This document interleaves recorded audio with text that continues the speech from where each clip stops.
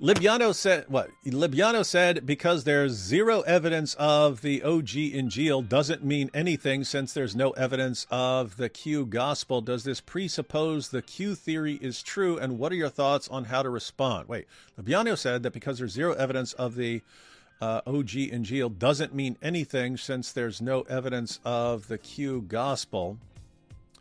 Does this presuppose the Q theory is true, and what are your thoughts on how to respond? I mean, as far as Q theory being true, there's nothing that should bother Christians about Q theory. It's just that there was originally some sayings document of Jesus that we don't actually have, but that was actually circulated, and some of the quotations from Jesus were included in the Gospel of Matthew and the Gospel of Luke. So I don't know why there'd be a problem with Q theory. How do you explain that? But as far as the Injeel, as far as the, oh, okay, now I get it. So if you're saying, hey, the Quran says there's some sort of Injeel given to Jesus, and you say, oh, but we have no evidence of this. We have no evidence of this gospel given to Jesus, and you say, but there's no evidence of the Q theory or something. No, you have all kinds of evidence of the Q theory. You have all kinds of evidence. You have no evidence of some book given to Jesus. You don't have that. But besides that, this is all irrelevant, because the claim of the Quran is not the claim of the Quran is not there's some lost gospel of Jesus. The claim of the Quran is that Christians have the gospel, and the Quran says the gospel is given to Jesus. So that's a point. The problem is for Muslims. That's a Muslim problem.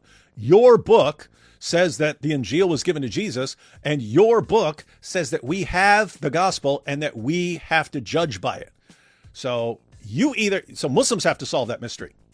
Muslims have to solve that mystery. And you can either say that the gospels we have were given to Jesus, or you have to say that the Quran is talking about gospel in two different ways, which is exactly how Christians talk about. We'll talk about Jesus preaching the gospel. That's a spoken message. But when you're talking about a book that Christians have, we know what that is. That's the combination of the four gospels or the entire New Testament. If you're talking about something we have and you're saying we have to judge by it, then you're affirming what we have. So it's up to you to tell us whether what we have is the exact same thing as what the Quran says was given to Jesus, or it's something else that's also called the gospel and that Allah is affirming. None of that helps. The point is, none of that helps you. Nothing. If you say that the gospel is only something given to Jesus, okay, then we don't have that. The Quran says we do have it. You're in trouble. It doesn't work. Or you can say that, no, the Quran is saying the gospel is given to Jesus, and the Quran is also affirming the text of the gospel that you guys have now. Okay, then you're stuck with the Islamic dilemma. The point is, there's nothing here that makes sense. There's nothing here that makes sense. Don't let a Muslim get away with saying, no, it was something given to Jesus, but then it was lost, and you have no evidence of it. That's not what the Quran says. The Quran keeps saying that we have it and we have to judge by it, and we have no ground to stand upon unless we stand upon the gospel that we have. So that's just, they keep acting like we're the ones with the problem here. No, your book is the problem.